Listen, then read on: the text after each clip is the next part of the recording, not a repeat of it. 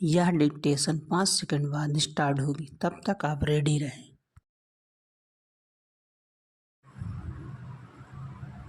Ready start. महोदय, मैं अपने बारे में कहता हूँ। जब मैं छोटा था और कॉलेज में पढ़ रहा था, तब रूस और जापान के बीच युद्ध छिड़ा। उस समय समाचार पत्रों में जापान के संबंध में बहुत सी बातें छपा करती थी। उनमें एक बात यह भी थी कि जापान में समूरिया जाति के लोगों ने अपने सब अधिकार वहाँ के राजा को दे दिए थे। उसके बाद जापान बड़ी उन्नति कर सका। हम लोग यह पढ़कर आश्चर्य और सराहना करते थे। उससे बढ़कर हमारे यहाँ के लोगों ने स्वराज्य स्थापित होने के बाद 1-2 वर्ष में एक उदाहरण उपस्थित करके दिखाया। हम भी अपने हजारों वर्षों के इतिहास को नहीं भूलेंगे।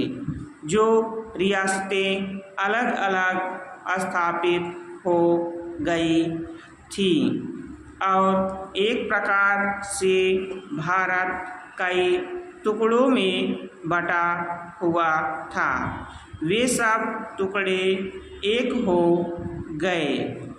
आज ब्रिटिश भारत और देसी रियासतें मिलकर एक हो गई हैं। उसके बाद हमारे सामने यह प्रश्न आया कि भारत के लोग केवल स्वराज्य से ही सुखी नहीं हो सकते, उनको किसी न किसी प्रकार सुखी बनाना है। इस संबंध में सरकार ने अपनी ओर से प्रायः सभी राज्यों में जमींदारी और जागीरदारी उन्मूलन के कानून उपस्थित किए और वे कानून पास हुए। प्रसन्नता की बात तो यह है कि बहुत से स्थानों में कानून उन लोगों की स्वीकृति से तथा उन लोगों की सलाह से पास किए जिनकी जमींदारी और जागीरदारी समाप्त हो जानी थी। यह भी देश प्रेम का उदाहरण है। उन लोगों ने अपनी संपत्ति का त्याग इसलिए किया कि उससे सारे देश को लाभ पहुँचे। वह काम भी लगभग पूरा हो गया और पूरा होता जा रहा है। हमारे सामने मार्ग प्रशस्त है और अब हमें इस पर चलने की शक्ति चाहिए।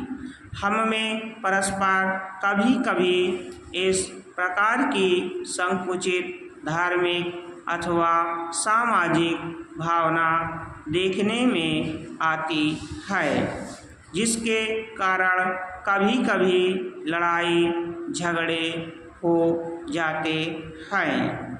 हम इस चीज़ को भी दूर करने का प्रयत्न कर रहे हैं।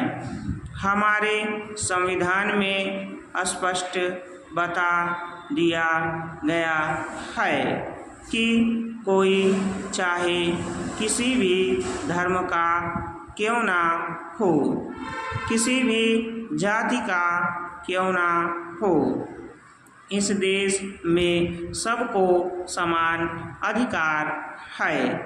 गरीब से गरीब आदमी को भी वही एक वोट देने का अधिकार है जो कि राजा साहब को है या मुझे।